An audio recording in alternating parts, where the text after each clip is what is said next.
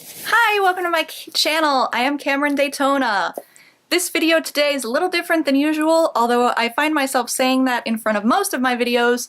Today is a little bit of an about me. Today's video is one that I was a little nervous to post, but I felt like I should because I think in the long run it's going to make me feel a little bit better.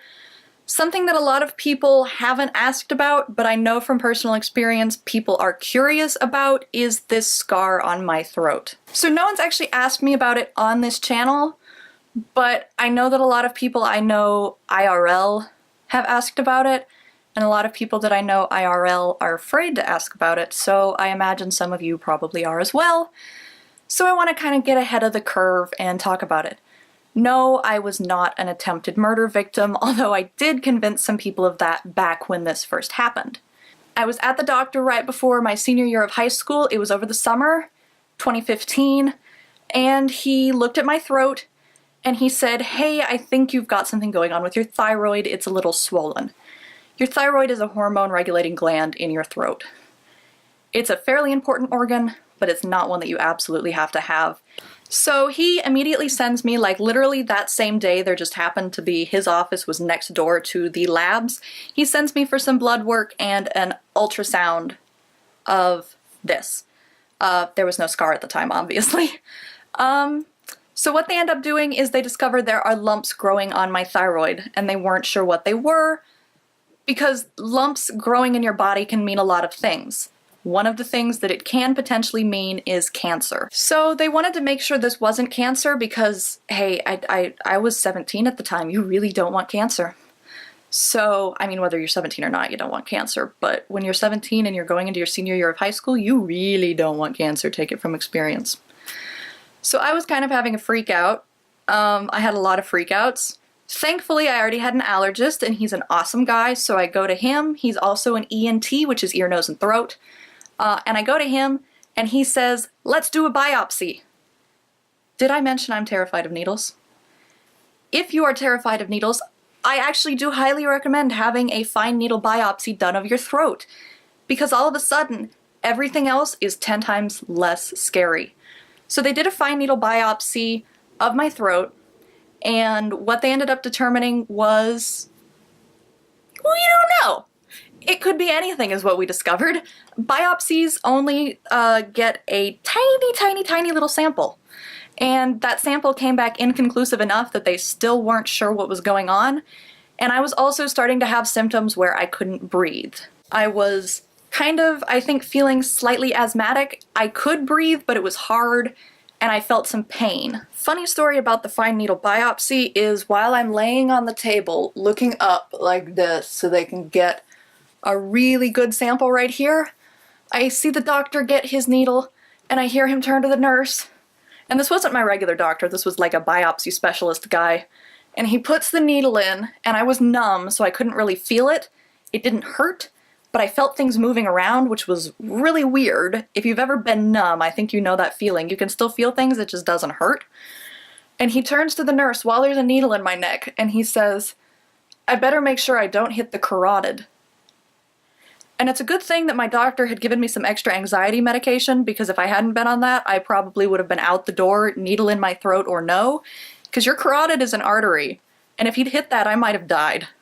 I don't know why he thought it was a good idea to say that to me while there is a needle in my throat, but I think he must not have realized I knew what a carotid was. So the biopsy comes back as inconclusive, and they actually send me to some other specialists just to poke and prod and feel. They ran labs. All of my levels were normal. My thyroid was functioning properly, but there were still these lumps, and they were still making it hard for me to breathe and causing me pain.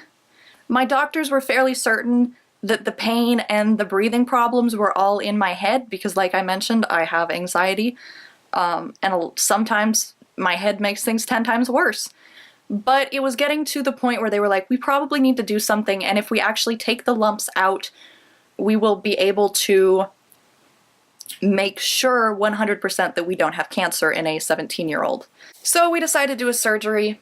We decided to wait till after I turn 18 for a couple of reasons. One of those reasons being, if I'm 18, I don't have to stay in the hospital as long. So a couple of weeks or a couple of months can make a huge difference in terms of how long your hospital stay is, which is kind of silly. But I understand it's probably from a legal / insurance standpoint and liability and all of that. So I have to wait, and I'm freaking out. And thankfully, one of the things that I do when I'm freaking out is I went to my school library, and I was freaking out, and the librarian there knew me, and I still talk to her regularly, even though it has been almost 3 years since I graduated. I don't know what I would have done without her, to be completely honest. Senior year was horrible.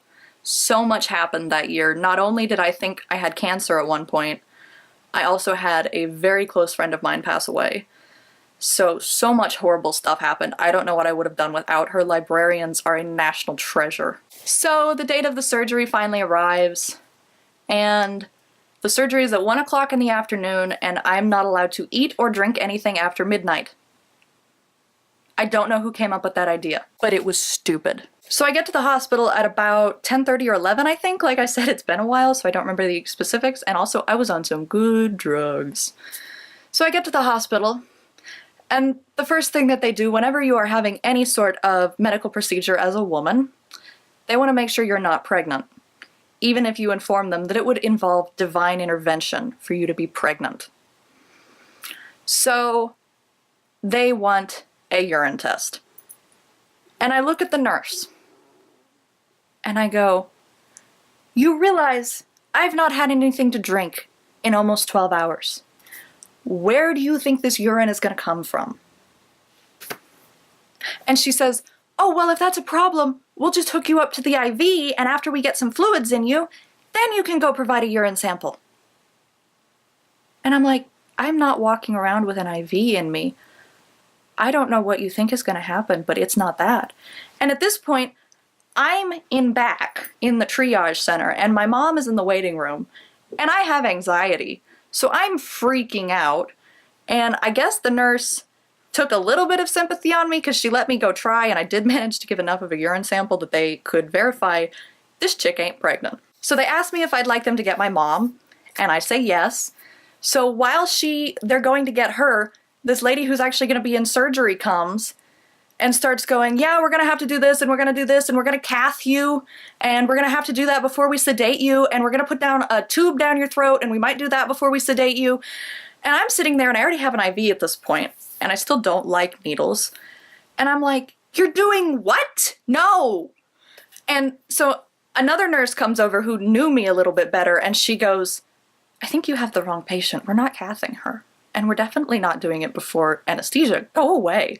So the crazy lady leaves. I don't know what happened to her or why she's allowed to work there if she's so crazy, but she shouldn't be allowed to work there. Everybody else was great, by the way. So then they come out, and when they do surgery, they have to write on you to verify that they take out the right thing. So the doctor comes out, and he's writing on me, "right side hemithyroidectomy." Because one thing I haven't mentioned so far is they were only going to take the right side of my thyroid unless they got in there and there was crazy stuff happening. So then I go back for surgery, and obviously I am asleep at this point, so I'm telling you the story as it has been told to me. My doctor who was doing this surgery is basically his entire job is thyroidectomies and hemithyroidectomy. Hemi means half, in case you weren't aware. So he is working, and my mom's in the waiting room again, and 45 minutes pass. And she gets a phone call because they said they would call her and update her from in the surgery room, and it's one of the nurses. And the nurse tells my mom, she's like, "Everything's going fine, but this is going to take a little longer than we expected." And mom's like, "Okay, that's fine, whatever. It's only been like 45 minutes. So then we get to like an hour and a half, and there's still no sign of me. And that is officially twice as long as it should have been at that point. And so the nurse calls my mom again, and she's like, "Yeah, it's still taking a little while. We'll be out there soon. Don't worry." And mom has sensitivities to cleaners, so mom is smelling some sort of cleaner that they use in this hospital, and it's causing her to tear up. And my grandfather is there, and his wife is there, and my mom's best friend is there, and mom is tearing up. They don't realize that mom's having an allergic reaction. They think she's having an, "oh my gosh, my child's gonna die" reaction. So then we hit 2 hours, and there's still no sign of me. And then we get to 3. For a 45-minute surgery that is now at 3 hours. And then we can go back to my point of view because I wake up in recovery. Mom's not there, which is what they told me to expect. But I also knew that my school librarian, the super awesome lady, had promised to come by after work, after school let out, if she could. And so I turned to the nurse, who is in recovery, and I said, hey, what time is it? Because I don't have my glasses or contacts on and I can't see the clock on the wall. And she says, it's about 5 o'clock. And I hadn't known the surgery was running over, so I'm like, 5 o'clock? I went back for my surgery at like 12:30, and it was a 45-minute surgery. And I might still be a little out of it, but I can do math. And 12:30 plus 45 minutes does not equal 5 o'clock. And the nurse just goes, yeah, some stuff happened, you're fine. And I'm so out of it, I'm just like, but I really wanted my librarian. So they wheel me up into the room I'm going to be staying the night in. After you have your thyroid removed, if they took the whole thing, I'd have to stay for like 3 days.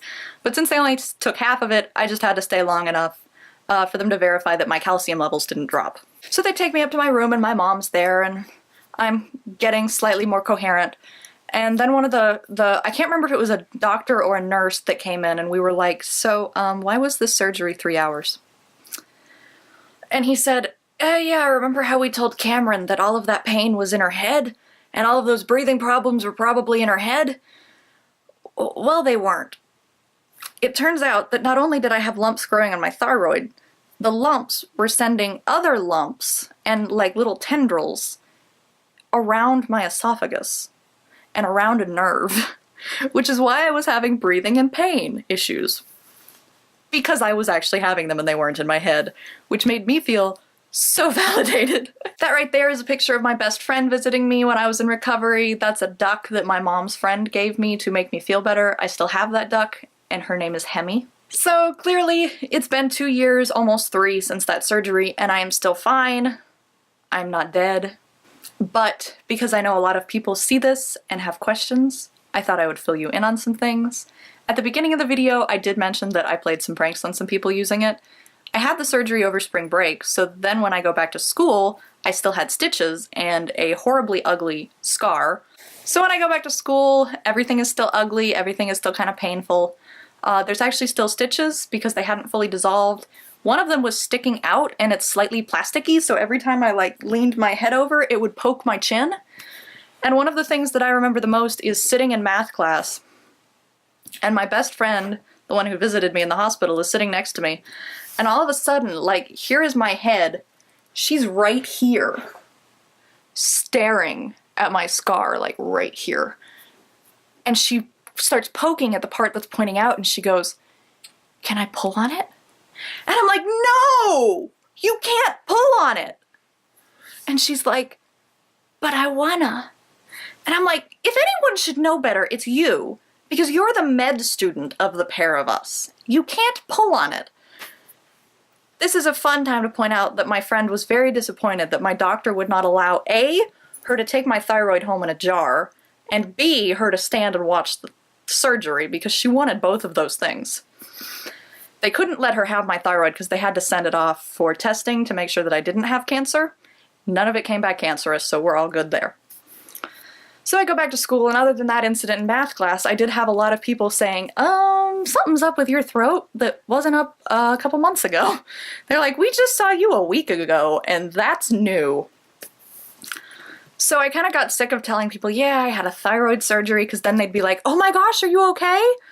And like I said, this was right after my friend passed away, and everybody kind of knew that I had anxiety, so I think there were a couple of people that were afraid maybe I had done this to myself. So I start getting kind of frustrated with answering all of these questions, so I just start giving stupid answers, including, didn't you hear? It was on the news! And they're like, oh my gosh, you were attacked? And I was like, no, I'm kidding. I'm kidding. I promise. So that was that. Another fun story is when I was at Disneyland with my best friend for our senior trip, I said something about I was afraid that, you know, little kids. They're little kids. They're everywhere at Disneyland. Disney World, we were in Florida. And I was like, they're everywhere, and they're so curious. What do I do if one of them asks about my throat? I can't just tell a 3-year-old that, yeah, my body was doing weird things to itself. I'd give them nightmares. And my best friend goes, if anybody asks, I'll just tell them you were fighting a dragon. Did I mention she's my best friend for a reason? So that's my thyroid story.